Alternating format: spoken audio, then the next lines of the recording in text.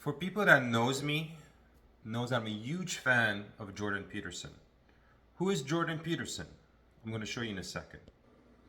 For people who doesn't know who he is actually a Canadian psychologist and media commentator. Obviously, he's been extremely famous in the past couple of years. He was a teacher at Harvard. He was a teacher in Toronto University. He was born and raised in Alberta. He's a born Canadian, amazing speaker. So I want us to watch a little clip about Jordan Peterson. The way he speaks, the way that Jordan Peterson actually talks and explains himself is actually quite beautiful. He actually expresses himself to a point, I have to say, so precise, so beautiful. I would almost have to say would be like listening to Mozart. The symphony of words that he has, actually most of the interview he has, you will notice that people interviewing him cannot even put a word. They just want to listen to him. They just want to really listen to him carefully. So let's listen to Jordan Peterson. Pornographic fantasy. And the Google guys figured that out, 15 years ago when they analyzed billions of sex fantasy searches by men and women. Men go for visual imagery, but women go for story. And the story is the same. It's, innocent young woman with a lot to offer, but kind of hidden, finds some male, 5 categories of men: vampire, werewolf, pirate, surgeon, billionaire. And he's, kind of an aggressive guy, but he's capable of being tamed into an intimate relationship. That's the standard female pornographic fantasy. And it's pretty much the standard fantasy of romance. And so you can see, what women are trying to do in that situation is they're trying to find some guy that's got the capacity for mayhem, but that's under control, but who can integrate that into a productive, generous, reciprocal relationship. And so, well. It's fascinating because the capacity for violence and the capacity for aggression is one of the things that's been actively muted in our male population. Yeah, well, there's a bunch of reasons for that, and some of them turn into positive feedback loops, like there's sort of self-fulfilling prophecies. So there's a lot of women out there who've never had a positive relationship with any male in their life, right? And maybe not only not a positive relationship, but really a series of pretty negative relationships. And so women like that are very leery of any expression of male ability of any sort, because they can't distinguish productive competence from arbitrary power. And because they're trying to defend themselves, because they've been hurt repeatedly, maybe they come from broken families and catastrophically arranged neighborhoods. So in this segment of Joe Rogan, he basically explains what makes women attracted to, I wouldn't say dictators, but definitely men with power, men that has some sort of a control, but they are tamed. And what would be the motive for these men? The motive for these men would have to be women at the same time.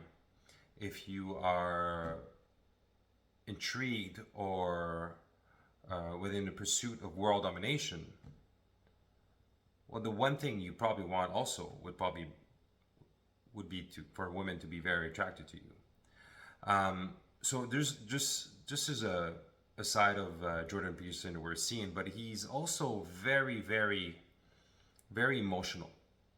You're gonna see another video here with Piers Morgan, where he actually gets very emotional and talks about his family, and he explains why he feels in a certain way about certain views with people and either men or women. And yeah, let's watch this. Are despicable in many ways. Is that you? Are you the intellectual hero to these people? Sure, why not?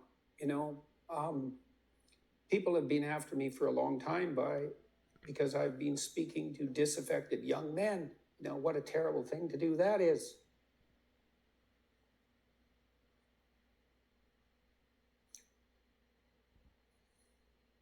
I thought the marginalized were supposed to have a voice. It's making you emotional. Talk about that. Well, God, it's very difficult to understand how demoralized people are. And certainly many young men are in that category. And you get these casual insults, these incels. What does it mean? It's like, well, these men, they don't know how to make themselves attractive to women who are very picky, and good for them. Women, like, be picky. That's your gift, man. Demand high standards from your men. Fair enough. But all these men who are alienated, it's like they're lonesome and they don't know what to do, and everyone piles abuse on them. When she said that, Olivia Wilde, it stung you, didn't it? I saw the Oh, reaction. by that time, that as far as critiques go, that was kind of low level. I mean, once I got painted as Red Skull, magical super Nazi, that was kind of the end of the insults. There's no. So you can see in this segment, he actually gets quite emotional. He's trying to defend. Well, I think he's trying to be a voice, basically, to a lot of these young men and reality at the same time. But you can also see that within the next segment that we're going to show here, he gets also very emotional about. You can actually understand why he gets emotional. And he mostly gets emotional because you could see that he also had a lot of family members that were sick. I believe his daughter was sick for a long time. I believe his wife was sick for a long time. He also had a lot of health problems for many years. And you can see the burden. And you can see why he is who he is. And yeah, let's watch this.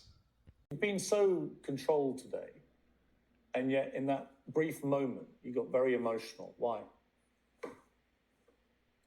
It's really something to see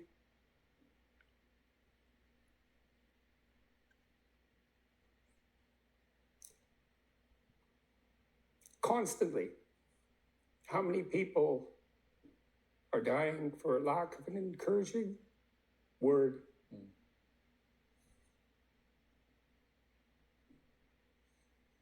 And how easy it is to provide that if you're careful. Give credit where credit is due. And to say,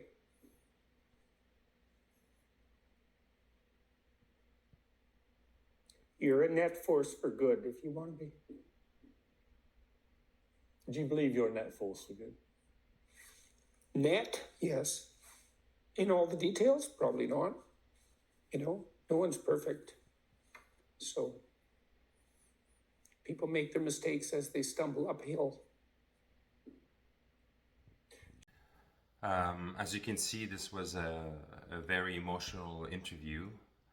I do believe that people should, I wouldn't say follow more because he's very popular. He's already is a very international figure right now for a Canadian. I believe he's definitely a national treasure for Canada.